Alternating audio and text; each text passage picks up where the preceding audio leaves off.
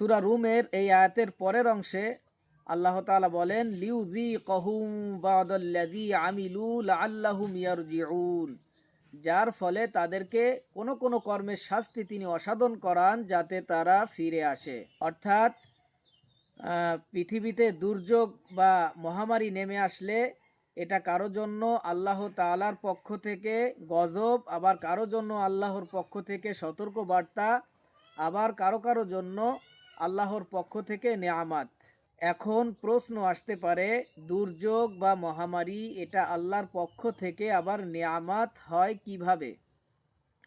দেখুন, দুর্যোগ বা মহামারী দেখে যদি কোনো মানুষ আল্লাহকে স্মরণ করে, আল্লাহকে ভয় করে, আল্লাহর পথে ফিরে আসে, তার জন্য এই দুর্যোগ বা মহামারী আল্লাহর পক্ষ থেকে নেয়ামাত।